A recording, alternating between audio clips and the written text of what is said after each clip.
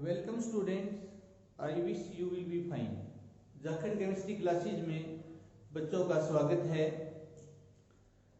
तो last time हमने बेटे क्या पढ़ा, unit first of 11th class, some basic concept of chemistry. और लास्ट हमारा लेक्चर था बेटा stoichiometry of chemical equation, limiting reagent, language of chemistry. तो आज हम यूनिट सेकंड जिसका नाम स्ट्रक्चर ऑफ एटम है बेटा वो पढ़ेंगे। आज के हमारे टॉपिक है बेटा फंडामेंटल पार्टिकल ऑफ एटम।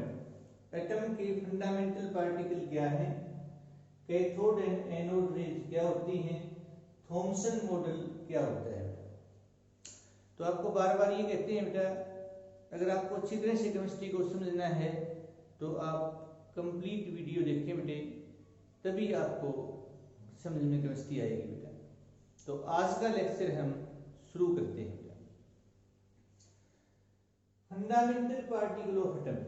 अब डाल्टन ने ये कहा था बेटा कि मैटर है वो एटम का बना है, और एटम को पहले एटोमिनो बोलते थे, जिसका मतलब था इनडिविजिबल, यानी एटम को हम डिवाइड नहीं कर सकते थे।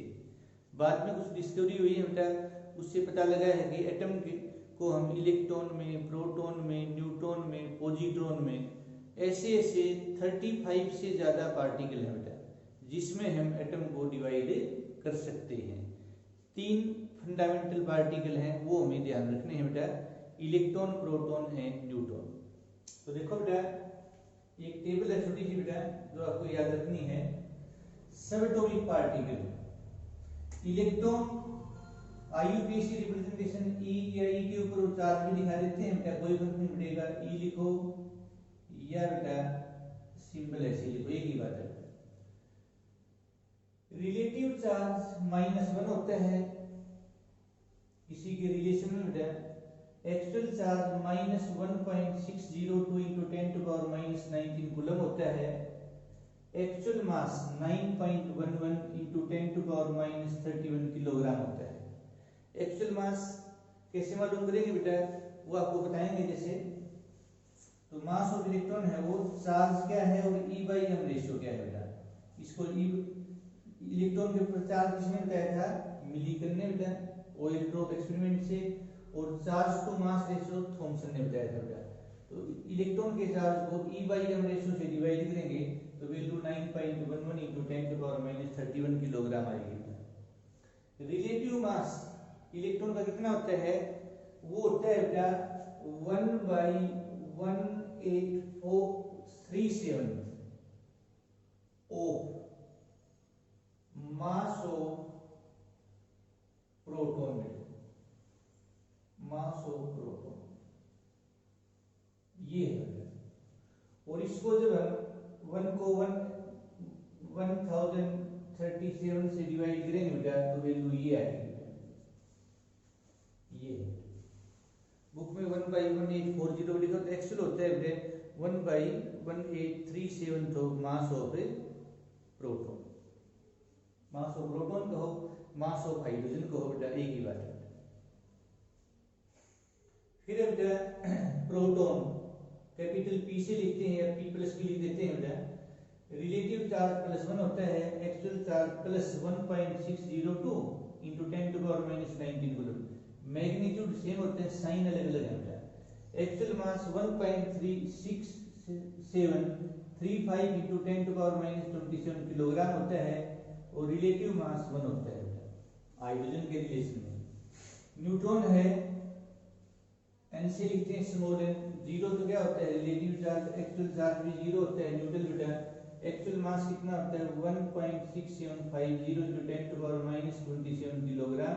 रिलेटिव मास प्रोटॉन न्यूट्रॉन का बराबर होता है, लेकिन जो एक्चुअल मास होता है वो न्यूट्रॉन का प्रोटॉन के मास से थोड़ा सा ज्यादा होता है। कितना, 0.0015 × 10⁻27 किलोग्राम। ये बहुत फ्रैक्शन में वैल्यू है।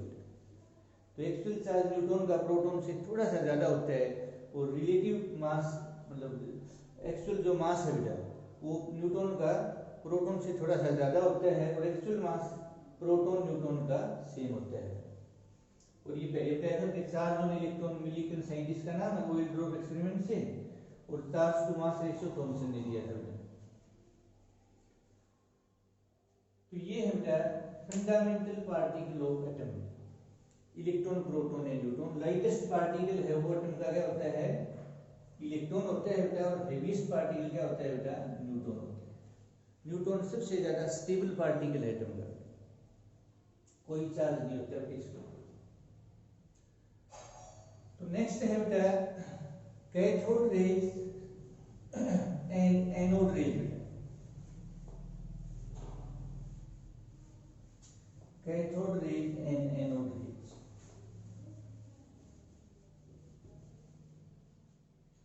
देखो कैथोड रेज तो बनी होती है इलेक्ट्रॉन की बेटा, कैथोड रेज कहो या कैथोड रेज पार्टिकल कहो बेटा, एक ही बात है बेटा।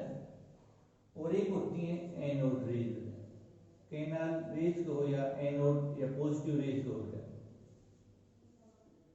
तो कैथोड रेज इलेक्ट्रॉन की बनी होती है, एनोड रेज गैसियस कैटायन की बनी होती है। यानी ये तो नेचर ऑफ गैस पे डिपेंड करती है, कोई भी पार्टिकल है ये नेचर ऑफ पार्टिकल पे डिपेंड नहीं करती है। कैथोड रेज के ऊपर नेगेटिव चार्ज होता है क्योंकि इलेक्ट्रॉन की बनी होती है, ये गैसियस कैटायन की बनी होती है, इनके ऊपर पॉजिटिव चार्ज होता है। कैथोड रेज कैथोड से निकलती है, एनोड रेज कैथोड और एनोड के बीच से निकलती है।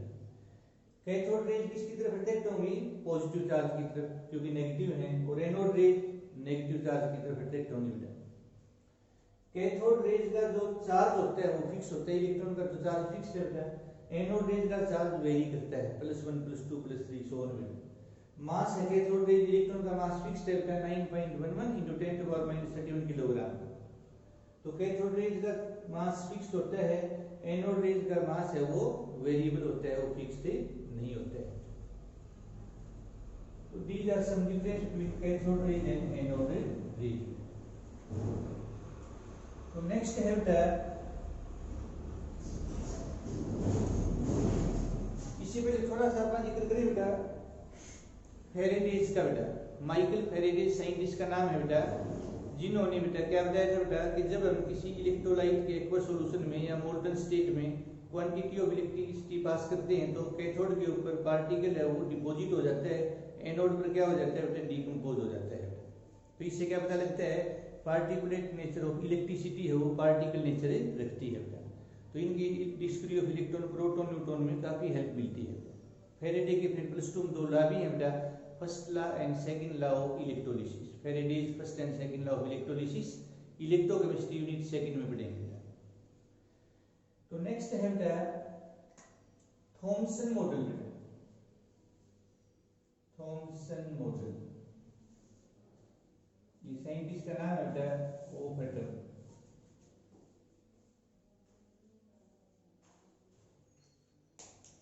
इससे पहले बेटे हम क्या पढ़ चुके हैं, डाल्टन्स एटॉमिक थ्योरी पढ़ चुके हैं बेटा, 9th क्लास में भी और +1 क्लास में भी, फर्स्ट यूनिट में। तो डाल्टन ने क्या कहा कि मैटर है वो एटम का बना होता है, एक ही एलिमेंट के सारे एटम की प्रॉपर्टी एक जैसी होती है, जैसे मास है वॉल्यूम है एक जैसा होता है। अलग अलग एलिमेंट्स के एटम की प्रॉपर्टी क्या होती है, अलग अलग होती है बेटा। जब 2 या 2 से ज्यादा अलग अलग एलिमेंट्स के एटम कंबाइन करते हैं तो कंपाउंड बनाते हैं, फिक्स्ड रेशियो बाय मास।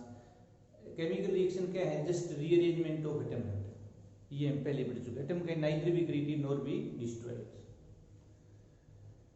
फिर अपने थॉमसन मॉडल, जे थॉमसन बोलते हैं इसमें, J Thomson, Joseph John Thomson, Thomson model of atom. Thomson ने क्या कहा बेटा, देखो इलेक्ट्रॉन की डिस्कवरी किसने की, गोल्डस्टीन ने। प्रोटॉन की किसने की बेटा, इलेक्ट्रॉन की थॉमसन ने, सॉरी बेटा, प्रोटॉन की गोल्डस्टीन ने, और न्यूट्रॉन की जेम्स चैडविक ने बेटा, और न्यूक्लियस की रदरफोर्ड ने बेटा आगे बनाया। After discovering negatively charged particle called electron, J. Thomson suggested that atom is a sphere of positive charge in which negatively charged electron are embedded। इस तरह से बेटा, ऐसे देखो बेटा, इसको वाटरमेलन मॉडल ऑफ एटम भी कहते हैं बेटे, वाटरमेलन बेटे, तरबूज होता है बेटा। तो जो रेड पार्ट आपको दिखाई दे रहा है बेटा, ये तो क्या है, पूरा एटम का मास है बेटा, पॉजिटिव चार्ज स्फीयर है ये। और इसमें जो आपको ये बीज नजर आ रहे हैं बेटे ब्लैक बेटा, ये इलेक्ट्रॉन इस तरह से एम्बेडेड है, मतलब इस तरह से जैसे अपन बीजों को इसके अंदर चुबो दिया गया है, जैसे किशमिश डालते हैं हलवे के अंदर बेटे, तो इलेक्ट्रॉन ऐसे ही एम्बेडेड है बेटा, एम्बेडेड सराउंडेड मतलब एम्बेडेड बेटा। तो वाटरमेलन मॉडल ऑफ एटम इसलिए बोलते हैं कि ये जो रेड पार्ट है ये तो क्या है बेटा, पॉजिटिव चार्ज है, एटम का स्फीयर है, और इसमें नेगेटिवली चार्ज इलेक्ट्रॉन, ये जो बीज काले नजर आ रहे हैं आपको बेटा, ये एम्बेडेड है बेटा। तो इसको वाटरमेलन मॉडल ऑफ एटम भी बोलते हैं बेटा। तो इस तरह से देखो बेटा, एटम एक पॉजिटिव चार्ज का स्फीयर है बेटा, ये जो रेड पोर्शन बताया था मैंने वाटरमेलन का, इसको वाटरमेलन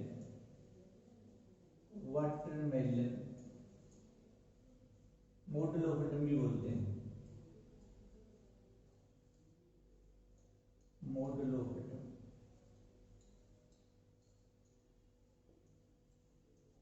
प्लम पडिंग, इसी को plum pudding model of atom भी बोलते हैं, resin pudding model of atom भी बोलते हैं। तो एटम एक पॉजिटिव चार्ज का स्फीयर है बेटा, ऐसे समझो बेटा, पूरे एटम पे पॉजिटिव चार्ज है, जो रेड पोर्शन है बेटा तरबूज का बेटा। जो वाटरमेलन होता है तरबूज, इसमें विटामिन ए भी होता है, विटामिन बी भी होता है, विटामिन सी भी होता है, पानी की पूर्ति भी करता है। लेकिन आजकल न खाएं बेटा, क्योंकि अभी कोरोना चल रहा है तो उसमें बताते हैं सब्जी में है बेटा, लेकिन ये तो काफी पहले का लिया हुआ है, डरने की जरूरत नहीं है बेटा, ठीक है। तो ऐसे ही नेगेटिव चार्ज इलेक्ट्रॉन एम्बेडेड है बेटा, ये इलेक्ट्रॉन है जो कि एम्बेडेड है। तो थॉमसन के अनुसार तो पूरे एटम के ऊपर पॉजिटिव चार्ज है, जबकि जो रदरफोर्ड मॉडल एक्सपेरिमेंट है बेटा, उसको ये एक्सप्लेन नहीं कर पाता, क्योंकि रदरफोर्ड ने ये बताया था बेटा कि न्यूक्लियस का जो सेंटर है ना वही पॉजिटिव है, पूरे एटम पे पॉजिटिव चार्ज नहीं है। फिर भी ये न्यूक्लिटी को एक्सप्लेन करता है बेटा, it explain the overall neutrality of atom. Atom है और न्यूट्रल है, इस चीज को ये एक्सप्लेन कर देता है, लेकिन सही वजह नहीं बता पाता बेटा।